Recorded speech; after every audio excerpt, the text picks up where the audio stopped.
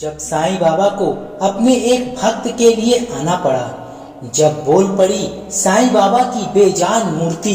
भक्तों, आज के इस वीडियो में हम आपको एक ऐसी सच्ची घटना के बारे में बता रहे हैं जिसे सुनकर आपको भी साईं बाबा की भक्ति पर गर्व होगा। साईं बाबा का एक ऐसा चमत्कार जो नास्तिक को भी आस्तिक बना देगा। तो कथा शुरू करने से पहले एक बार सच्ची श्रद्धा के साथ कमेंट बॉक्स में जय साईं राम जरूर लिखें। भक्तों, ये घटना छत्तीसगढ़ के एक गांव के पास है। वहाँ एक साईं बाबा के मंदिर पे एक वैष्णव साधु साईं बाबा की नियमित रूप से पूजा पाठ किया करते थे। वे साधु बाबा साईं बाबा को परम भक्त बनकर पूजते थे। रोज सुबह साईं बाबा को नहलाना, पूजा करना और आरती करना, प्रतिदिन वो तन मन से उनकी पूजा पाठ किया करते थे। उनका एक ही नियम था कि प्रतिदिन चारों टाइम साईं बाबा की चारों आरती करना है। एक दिन उन्होंने साईं बाबा के भव्य महासमाधि के उपलक्ष्य पर विशाल भंडारे का आयोजन किया, किंतु उस दिन वे अपने काम में इतना व्यस्त हो गए कि उनके द्वारा शाम की आरती करना उनसे छूट गया। वे बाबा जी सारे काम पूरे करने के बाद रात्रि को पुनः साईं बाबा की सायं आरती करी और उसे संपूर्ण किया। आरती के कारण वह उस दिन मंदिर का गेट लगाना भूल गए और उस दिन 4 चोर मंदिर पे घात लगाकर बैठे हुए थे।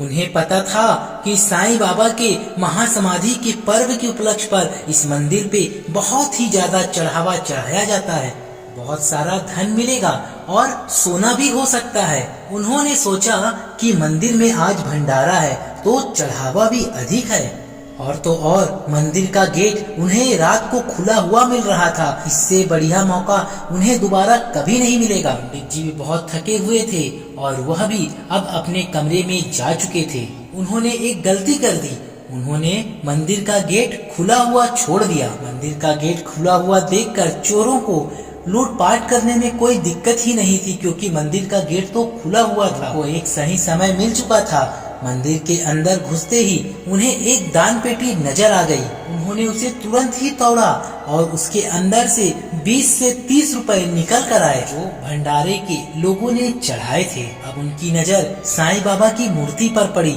उन्होंने देखा कि साईं बाबा का छत्र और मुकुट चांदी का है।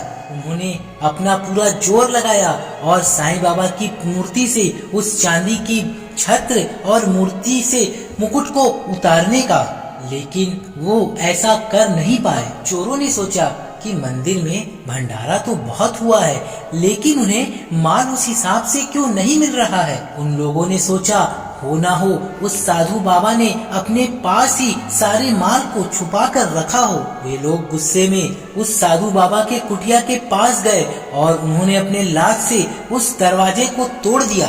उन्होंने उस साधु बाबा को उठाते हुए बोला, सुन बुड्ढे, तुम्हारे पास जो भी माल है उसे हमें दे दे, नहीं तो हम तेरी सारी हड्डियां तोड़ देंगे और तुझे जान से भी मार देंगे। उस साधु बाबा ने बोला, मेरे पास तो कुछ भी नहीं है, जो भी था उस दान पेटी में था और जो पैसे थे मैंने सारे साधु महात्माओं में बांट दिए और भंडारे में लगा दिए। चोरों को बाबा की बातों पर यकीन नहीं था। उन्होंने बाबा जी के सारी कुटिया की तलाशी ली और सारा मंदिर छान मारा। उन्होंने सोचा कि ये बाबा सच नहीं बोल रहा, इसलिए उन्होंने बाबा को पकड़कर साईं बाबा की प्रतिमा के पास ले आए और गाली गलौज करते हुए बोले, बता माल कहाँ छुपाया तूने, नहीं तो तुझे यहीं पर हम मार देंगे। अभी एक बहुत बड़ा चमत्कार हुआ। साईं बाबा की प्रतिमा से एक बहुत ही तेज आवाज आई।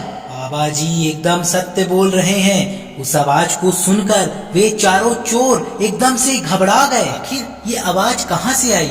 वे लोग साईं बाबा की प्रतिमा के चारों ओर देखने लगे। तब उन चारों में से उनका मुखिया ने बोला, कौन है और छुप कर क्यों बात कर रहे हो? हिम्मत है तो सामने आओ। तभी दोबारा आवाज आई, जिसका तुमने चांदी का मुकुट और छत्र उतारा, मैं वही बोल रहा हूँ। और उसी समय उन चोरों के मुंह पर जोर सा तमाचा पड़ा। उन चोरों का मुखिया जोर से जमीन पर गिरा और वहीं पर बेहोश हो गया। साईं बाबा के इस चमत्कार को देखकर उस साधु बाबा की आंखें खुली की खुली रह गई और वे भाव विभोर होकर साईं बाबा के चरणों में गिर पड़े और बाकी के चोरों के गालों पर भी अचानक से थप्पड़ पड़ने लगे और वे बेजान होकर साईं बाबा की प्रतिमा के चरणों में गिरने लगे। और वे लोग गिड़गिड़ाकर साईं बाबा के चरणों में चले गए और हाथ जोड़कर माफी मांगते हुए बोलने लगे कि हे साईं बाबा, हम दूसरे धर्म से हैं और आपको नहीं मानते। हमारे द्वारा किए गए इस अपराध को क्षमा कर दो और हमें माफ कर दो,